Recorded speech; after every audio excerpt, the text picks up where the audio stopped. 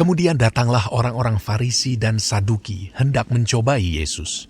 Mereka meminta supaya ia memperlihatkan suatu tanda dari sorga kepada mereka. Tetapi jawab Yesus, "Pada petang hari karena langit merah kamu berkata, hari akan cerah. Dan pada pagi hari karena langit merah dan redup kamu berkata, hari buruk. Rupa langit kamu tahu membedakannya, tetapi tanda-tanda zaman tidak.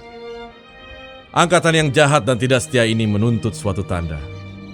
Tetapi kepada mereka tidak akan diberikan tanda selain tanda Nabi Yunus."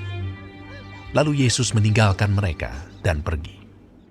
Pada waktu murid-murid Yesus menyeberang danau, mereka lupa membawa roti. Yesus berkata kepada mereka, "Berjaga-jagalah dan waspadalah terhadap ragi orang Farisi dan Saduki." Maka mereka berpikir-pikir dan seorang berkata kepada yang lain, "Itu dikatakannya karena kita tidak membawa roti." Dan ketika Yesus mengetahui apa yang mereka perbincangkan, ia berkata, "Mengapa kamu memperbincangkan soal tidak ada roti? Hai orang-orang yang kurang percaya. Belum juga kamu mengerti. Tidak kamu ingat lagi akan 5 roti untuk 5.000 orang itu? Dan berapa bakul roti kamu kumpulkan kemudian? Ataupun akan 7 roti untuk 4.000 orang itu? Dan berapa bakul kamu kumpulkan kemudian? Bagaimana mungkin kamu tidak mengerti bahwa bukan roti yang kumaksudkan? Aku berkata kepadamu, waspadalah terhadap ragi orang Farisi dan Saduki."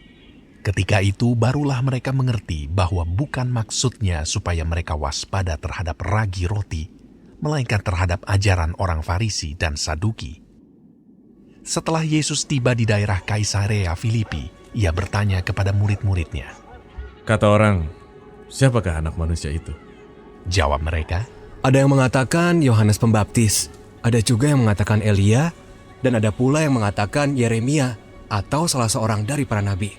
Lalu Yesus bertanya kepada mereka. "Tetapi apa katamu? Siapakah aku ini?" Maka jawab Simon Petrus, Engkau adalah Mesias, anak Allah yang hidup. kata Yesus kepadanya, "Berbahagialah engkau Simon bin Yunus, sebab bukan manusia yang menyatakan itu kepadamu, melainkan Bapa-Ku yang di sorga.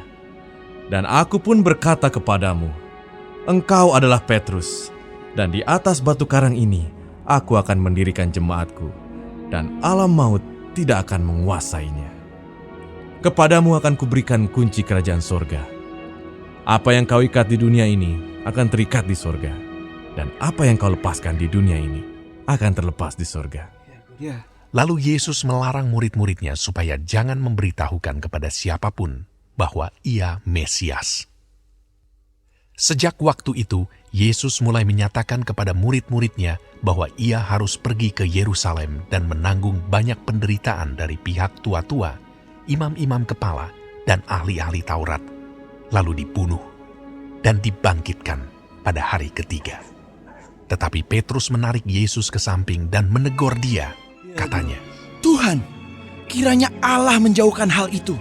Hal itu sekali-kali takkan menimpa engkau. maka Yesus berpaling dan berkata kepada Petrus, "Enyahlah iblis, engkau suatu batu sandungan bagiku, sebab engkau bukan memikirkan apa yang dipikirkan Allah, melainkan apa yang dipikirkan manusia." Lalu Yesus berkata kepada murid-muridnya, Setiap orang yang mau mengikut aku, ia harus menyangkal dirinya, memikul salibnya, dan mengikut aku. Karena barang siapa mau menyelamatkan nyawanya, ia akan kehilangan nyawanya. Tetapi barang siapa kehilangan nyawanya karena aku, ia akan memperolehnya. Apa gunanya seorang memperoleh seluruh dunia tetapi kehilangan nyawanya? Dan apakah yang dapat diberikannya sebagai ganti nyawanya? Sebab anak manusia akan datang dalam kemuliaan Bapanya, diiringi malaikat-malaikatnya. Pada waktu itu, ia akan membalas setiap orang menurut perbuatannya.